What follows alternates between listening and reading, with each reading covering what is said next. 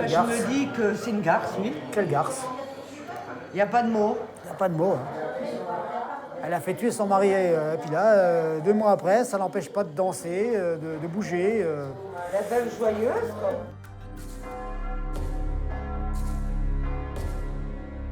Bertrimoutier dans les Vosges. Ce samedi, dans l'église du village, on enterre Philippe Bertrand, un enfant de la région. Sa famille, ses amis, les habitants sont là. Mais au cœur de l'église, pas de cercueil, pas de dépouille mortelle, juste une photo. Pour lui rendre un dernier hommage, son meilleur ami Dominique Rodriguez prend la parole. Il a voulu écrire un nouveau chapitre dans sa vie et réaliser son rêve d'un changement radical. Tout le monde lui avait déconseillé, mais cette envie a été plus forte. L'amour pour cette femme lui a coûté la vie. Philippe Bertrand, surnommé Bill, 51 ans, a été assassiné bien loin de chez lui, à Madagascar, en décembre dernier. 8 mois avant sa mort, il était parti s'installer là-bas avec son nouvel amour, Sonia, une femme malgache qu'il venait tout juste d'épouser. Avec elle, il voulait fonder une famille et commencer une nouvelle vie au soleil. Il n'aura trouvé qu'une mort atroce. Pourquoi ses amis lui avaient-ils déconseillé de partir là-bas? Qui pouvait en vouloir à cet homme sans histoire? Sa femme est-elle derrière cet horrible assassinat?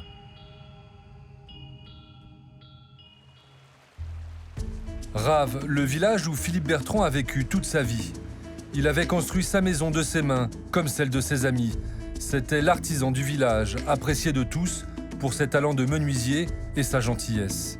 Son copain Dominique habitait juste à côté de chez lui. Philippe, il m'avait fait les entourages de portes, là, les entourages de fenêtres. Et dedans, il m'a fait l'escalier, là. L'escalier qui montait au grenier, quoi. Un peu en style un peu moderne, quoi. Voilà. Dominique, sa femme et sa fille se souviennent de Bill, un bon vivant qui aimait faire la fête, comme ce jour-là, le jour de ses 50 ans. Même pour lui, t'as même pas dit un mot gentil. Allez Dominique, fais-le lever. Allez, un discours. Pourquoi t'as invité Dominique? Ah bah parce que c'est un de mes potes que je connais depuis longtemps. Ouais. On fait des sorties ensemble, on fait des bouffes ensemble. C'est des gens très très gentils. Ouais. Un homme toujours souriant, avec qui il passait toute leur soirée. Ah, c'est des bons souvenirs, ça. C'était une soirée ici, chez moi, avec tous les amis, là. Il est là, juste à côté de Martine, là. Il la tient par le cou, hein. Il était en milieu. Il était, voilà. Il aimait bien les femmes, hein, quand même. Il n'y a pas à dire. Il n'y a pas à dire. Hein. Ah, c'est des bons souvenirs, ça. Il aimait bien les femmes, mais contrairement à tous ses amis, il était toujours célibataire. Je crois que c'est le seul qui n'avait pas de femme attitrée, qui n'avait pas d'enfant. Vous voyez, ça lui manquait, ça? Je pense. Ouais. Je pense, ouais. En fait, Bill n'avait qu'une idée en tête, fonder une famille. Il va sur Internet pour faire des rencontres. Et c'est comme ça qu'en mars 2013, Sonia fait irruption dans sa vie. Une mère célibataire malgache. À 46 ans, elle élève seule ses 2 filles de 15 et 17 ans dans la banlieue d'Antananarivo, la capitale du pays. Elle lui fait miroiter une vie de famille et elle l'accroche à coups de photos sexy et de déclarations d'amour. Si j'ai la mer comme encrier, la terre comme papier, il n'y aura jamais assez de place pour te décrire combien je t'aime. Et ça marche. Bill pense avoir trouvé le grand amour. Il lui répond. Je viens de recevoir le plus beau poème de ma vie. Tout va très vite, tout va trop vite pour ses amis. Il flaire le piège. Il a été envoûté par cette fille-là, qu'il a connue sur Internet, et puis ils ont décidé de se marier. On n'a pas trop compris, parce que c'était quand même vachement précipité. Et puis, bon, elle avait déjà 2 gosses, apparemment, 2 filles. Il disait que c'était fusionnel avec les filles. Il retrouvait une famille qu'il n'aurait peut-être pas eu ici, quoi. Je sais pas. Mais bon, on avait beau le dissuader, c'était comme un gosse. Hein. Je veux dire, plus on essayait de lui dire qu'il faisait des conneries, qu'il faisait une erreur, puis plus il était accro, quoi. On arrivait même à se fâcher entre copains. Bill n'en fait qu'à sa tête. 4 mois plus tard, en juillet, il est à Madagascar. C'est la toute première fois qu'il voit Sonia. Il est toujours accro. Une semaine plus tard, ils sont mariés. Michel est le premier Français qu'il a connu sur l'île. Ce sera son témoin de mariage. Sonia, oui, elle a l'air heureuse. Philippe aussi, hein, C'était une belle journée, leur journée de mariage. C'était une belle fête. Le couple part aussitôt en lune de miel. Bill découvre Madagascar et sa toute nouvelle femme. Un séjour de rêve pour le menuisier qui n'avait quasiment jamais quitté son petit village natal des Vosges. Il n'avait pas mis les pieds à Madagascar de sa vie, quoi. Et voilà, ils se sont mariés et il est reparti en France après, une semaine après le mariage. Son travail le rappelle en France dès le mois d'août. Il rentre seul. Dominique est rassuré de le voir revenir, mais Bill a changé. Quand il s'est marié, après, il est revenu ici et il n'avait plus trop envie de bosser. Mais il voulait partir. Dans sa tête, c'était partir à Madagascar. Ses amis continuent de se méfier de Sonia. Elle est trop vénale à leur goût. Sur Facebook, elle inonde Bill de messages intéressés. Si j'avais des milliards, je serais milliardaire. Mais je n'ai que des centimes, alors je suis sentimentale et mon cœur est mon seul capital.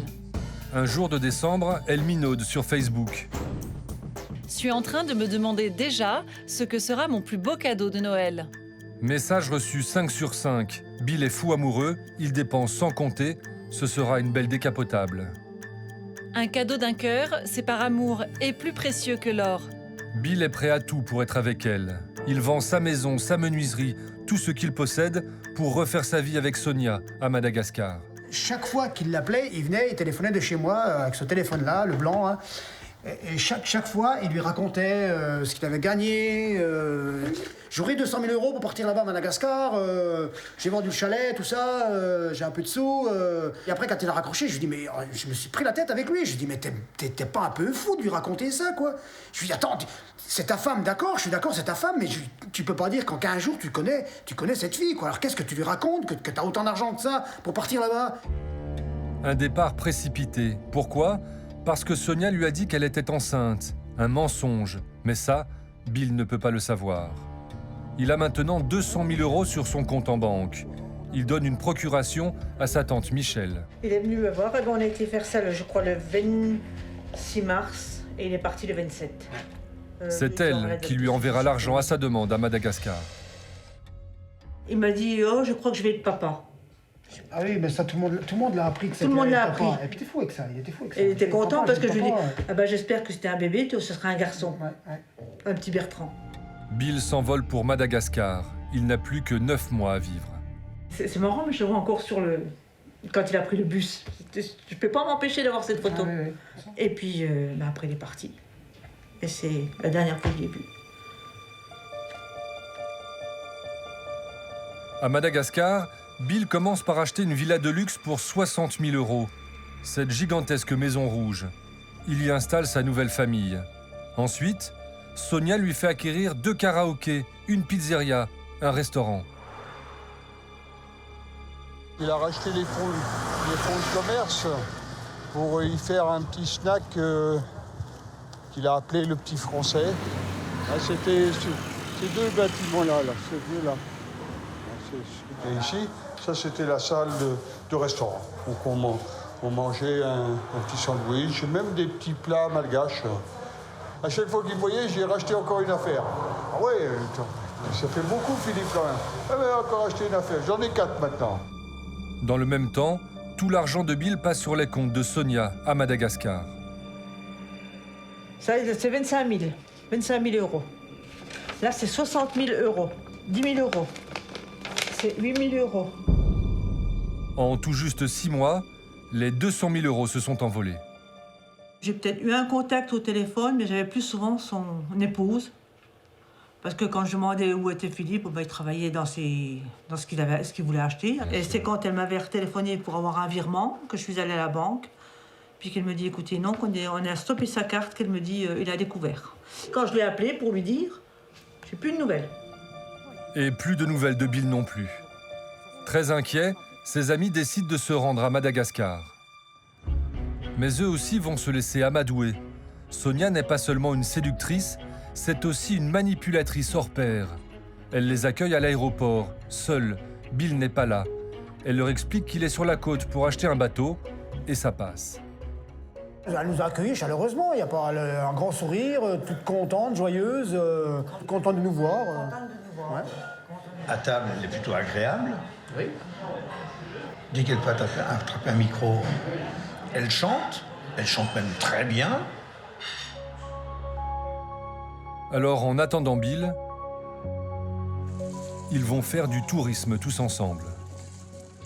Allez Dominique, allez Dominique. Vas-y, vas-y, vas-y. Elle les mène littéralement en bateau. Ils font même la fête avec Sonia.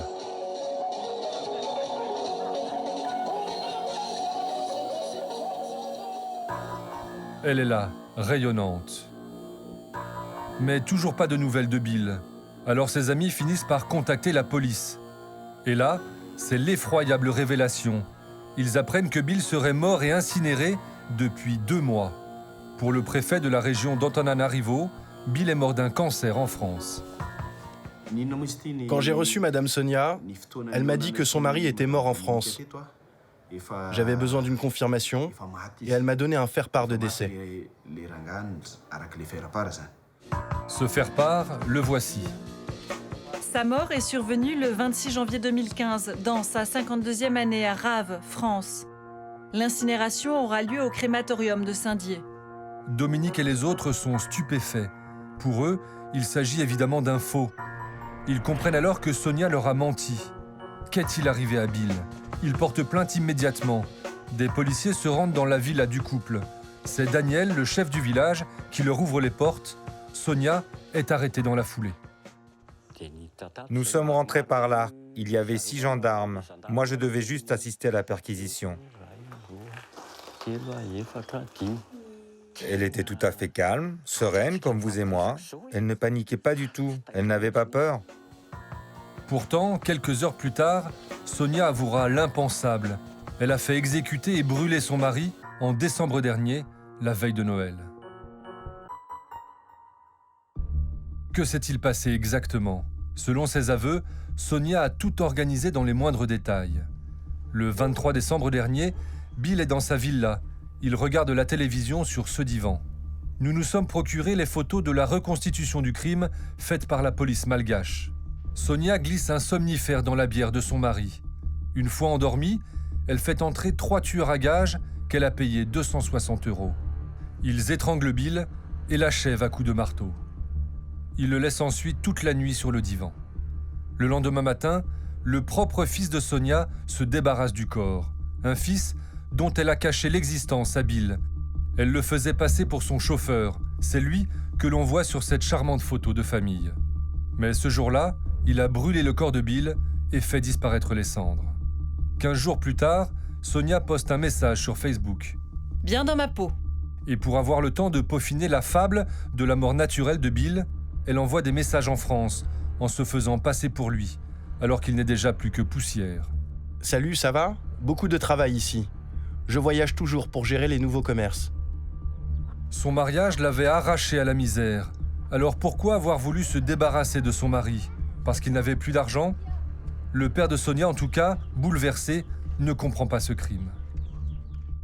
En tant que chrétien, je suis obligé, je dis bien obligé, de dire toute la vérité, rien que la vérité. Et ça me fait mal.